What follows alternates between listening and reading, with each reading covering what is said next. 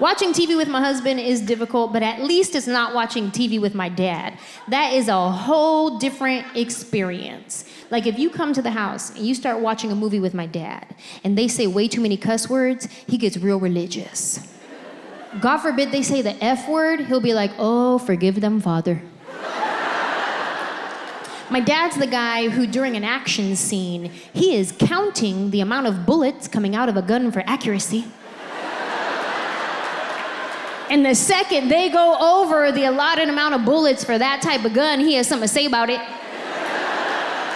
You think you're just watching a movie, he's silently fact-checking.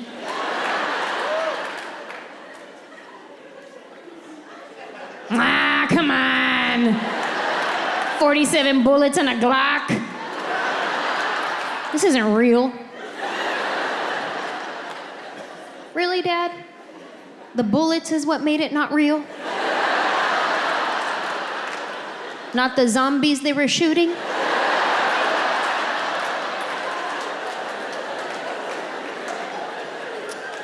And why is it so awkward when you're watching a movie with your parents and a sex scene comes on?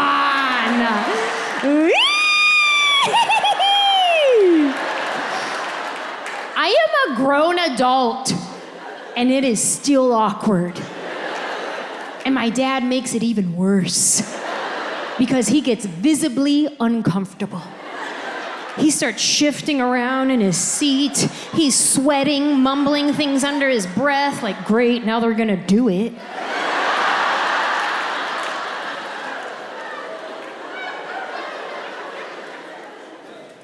Speaking of people doing it,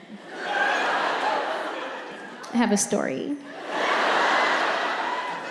When I was younger, in my 20s, I shared an apartment with my friend Vanessa, and her room faced the apartment building across the way.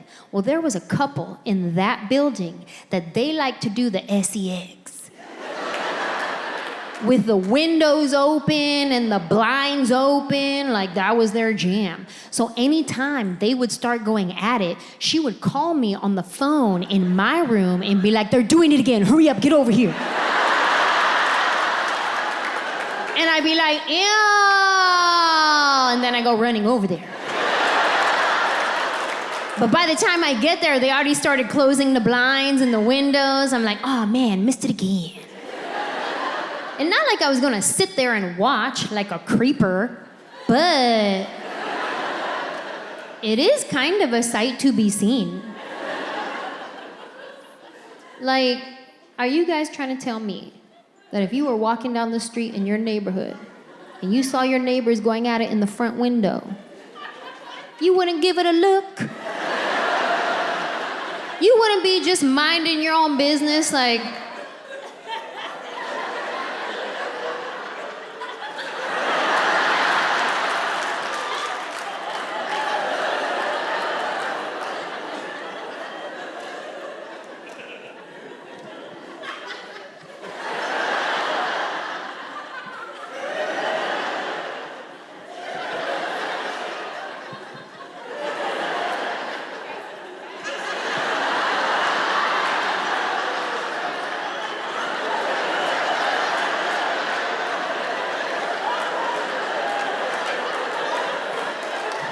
you wouldn't do a lap.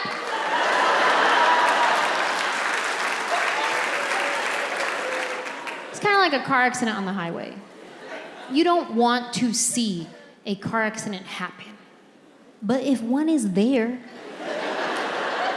you're gonna assess the situation.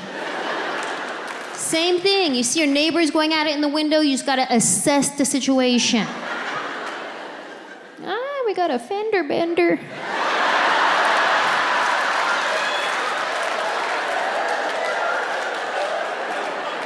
Bend her all the way over.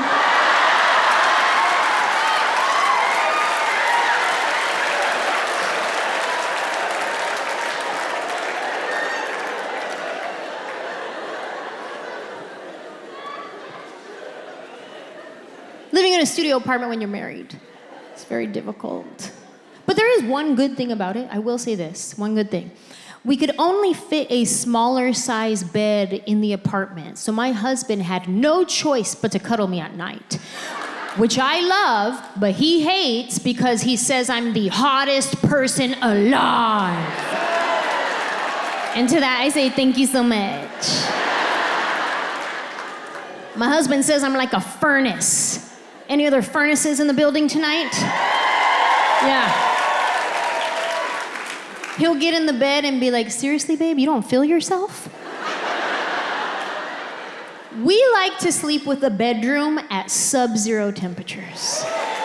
Yeah. But I like all the blankets on, so I'm nice and cozy with my face a little bit cool. He likes no blankets on, just skin to air contact. Psychopath.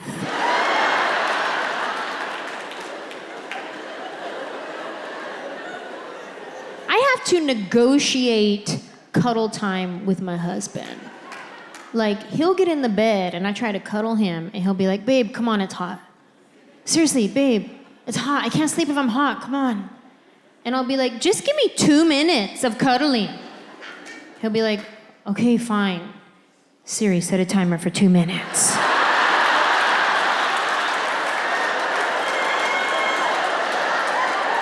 And if he even tries to pull away before that buzzer goes off, I'm like, nice try, 30-second penalty.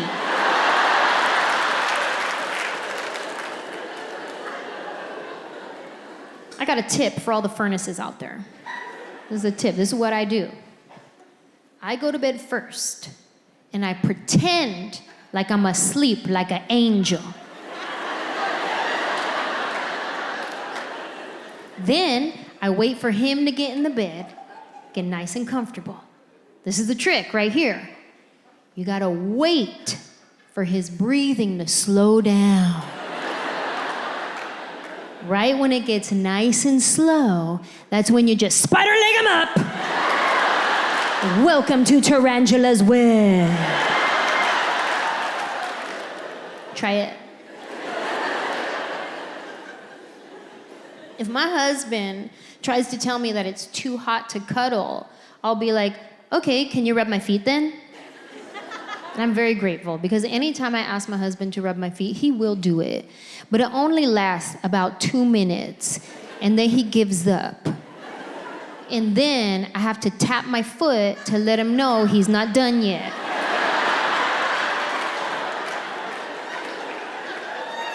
Hello? Boo-boo. It's not even time for your first 15-minute break. Yellow. And then he starts rubbing my feet again for maybe another 3 minutes, and then he just taps out. And this is how my husband tells me that he is done rubbing my feet. He goes like this.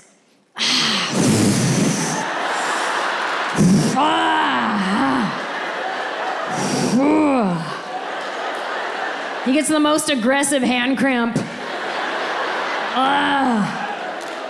Cancel all my plans this week.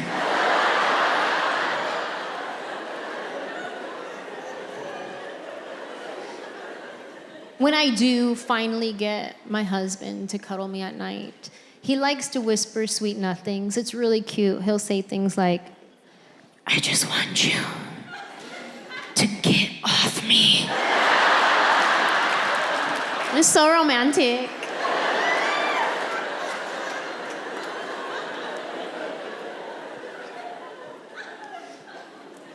Living in a studio apartment when you're married is difficult because you have no personal space. It's like every time I turn around, my husband's there. I turn around, he's right here. Turn around, he's right there. Like, whoa, weren't you just here? How'd you do that? Every time I turn around, he's there. It reminds me of a song I know called Total Eclipse of the Heart. You guys remember that song?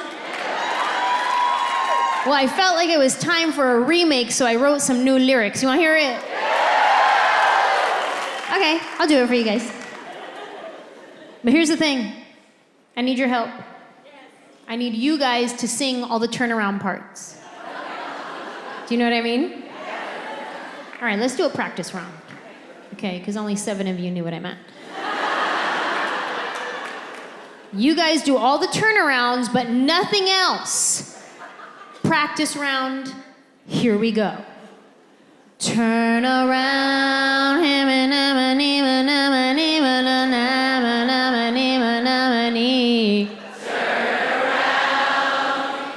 That was pretty good.